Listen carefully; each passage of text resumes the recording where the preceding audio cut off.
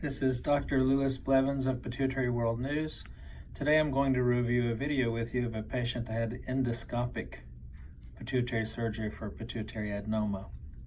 I want to start by showing the normal sinonasal anatomy.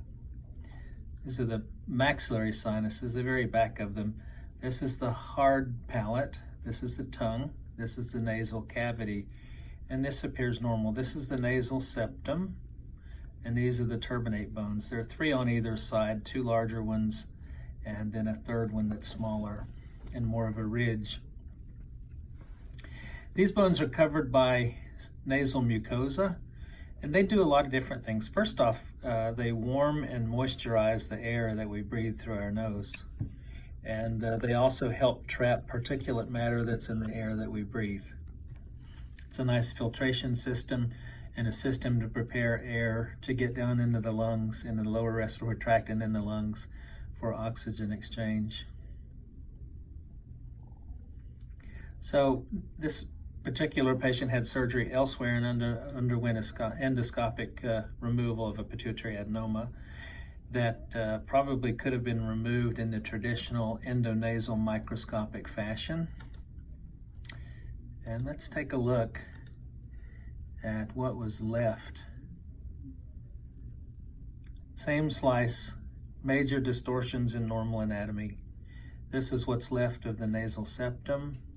This is what's left of the little turbinate bones. Huge hole behind the nose and the face.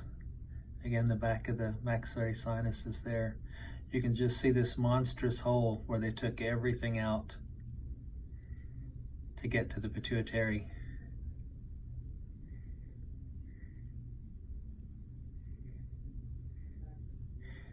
The patient still has residual tumor. And the patient complains of trouble with headaches when she lies down.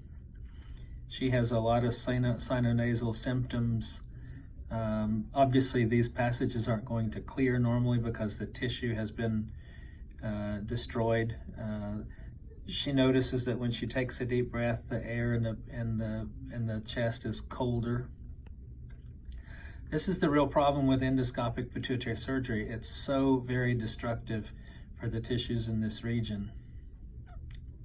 And it concerns me that a lot of the newer surgeons have not been trained to do the endonasal microscopic procedure. So they do this procedure, which is far more destructive, rearranges the anatomy, makes a lot of changes in things that are normal and exist for a reason.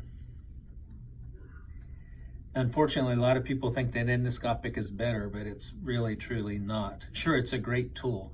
It can be used to assess tumors of the skull base that cannot otherwise be removed through the traditional endonasal microscopic approach. And I would say that our institution, we probably do maybe 15%, maybe 20% of our pituitary adenoma patients with the endoscopic procedure because it is the best approach for those patients. The majority of people undergo the typical microscopic procedure because it's less tissue destructive and there's less sinonasal morbidity and mortality. Well, no mortality, but that I'm aware of, but morbidity, including nosebleeds, having to have nasal flaps and all of the problems that come with that, drainage from the nose, etc. Sure, if you have to have your adrenal glands removed, in the old days, the operation was an incision through both flanks, and people spent about 10 days in the hospital in severe pain, a few days before they could walk, several days before they could pee and poo. That's a big operation, and endoscopic surgery for the adrenals or the gallbladder or the appendix and other intra-abdominal procedures has shortened the hospital stay for these patients. Endoscopic surgery has allowed us access to parts of the brain and the skull base that we really didn't have good access to beforehand. But it's the wrong procedure for most patients with a pituitary adenoma. You know, if you have a 5 millimeter tumor or a Rathke cyst or even a 2 centimeter tumor, 2.5 centimeter tumor, this is the wrong procedure just because of the consequences of such an operation on the long-term sinonasal morbidity.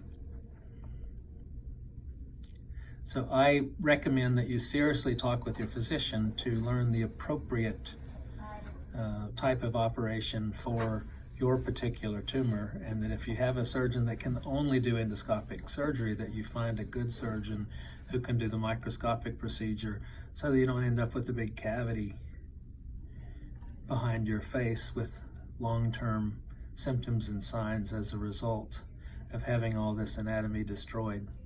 It's simply not worth it. It's too destructive for most pituitary adenomas.